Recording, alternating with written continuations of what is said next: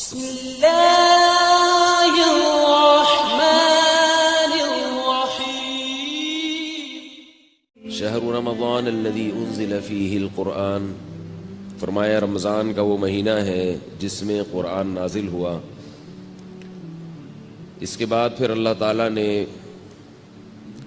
رمضان کے روزوں سے متعلق حکم بیان کیا کہ دو قسم کے لوگ روزہ چھوڑ سکتے ہیں، ایک وہ لوگ جو مسافر ہوں اور ایک وہ لوگ جو بیمار ہوں۔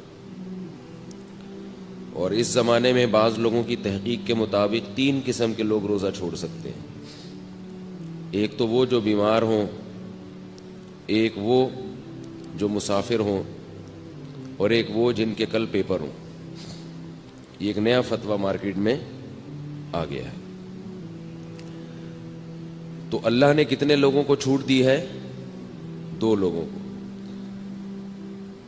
جو بیمار ہوں اور جو مسافر۔ البتہ خواتین کو جب ایام شروع ہوتے ہیں ناپاکی کے تو وہ بھی روزہ نہ صرف یہ کہ چھوڑ سکتی ہیں بلکہ رکھ نہیں سکتی، وہ تو ان کو پھر بعد میں قضا کرنا پڑے گا۔ ان 3 یعنی مردوں میں 2 قسم کے لوگ اور خواتین میں 3 قسم کی خواتین کو اللہ نے اجازت دی ہے۔ لیکن بہرحال ایک فتویٰ مارکیٹ میں نیا چلا ہے کہ جس کے پیپر ہوں وہ بھی روزہ چھوڑ سکتا ہے۔ تو یاد رکھو اس کی شریعت میں اجازت نہیں ہے۔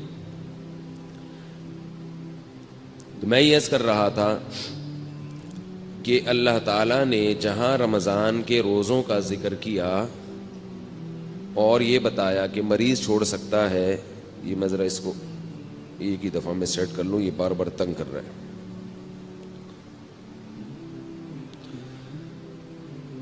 جہاں اللہ تعالیٰ نے رمضان کے روزوں کا حکم دیا اور مریض اور مسافر کو چھوٹ دی، اللہ نے وہیں پہ دعا کا تذکرہ کیا ہے۔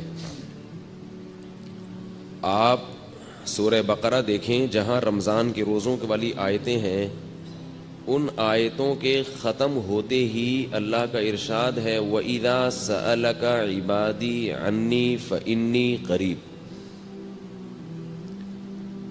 اے نبی، جب میرے بندے آپ سے میرے بارے میں پوچھیں تو ان کو بتائیے کہ میں ان کے قریب ہوں۔ اجیب دعوت الداعی اذا دعان، میں پکارنے والے کی پکار کا جواب دیتا ہوں جب وہ مجھے پکارے۔ فَلْيَسْتَجِيبُوا لِي، فَلْيَسْتَجِيبُوا لِي، لہذا وہ بھی میری پکار کا جواب دیں۔ جب میں ان کو بلاؤں تو وہ بھی آئیں۔ وَلْيُؤْمِنُوا بِي، اور وہ بھی مجھ پر ایمان رکھیں۔ لَعَلَّهُمْ يَرْشُدُونَ، تاکہ وہ بھی سیدھے راستے پہ چلیں۔ یہ بہت اہم آیتیں ہیں۔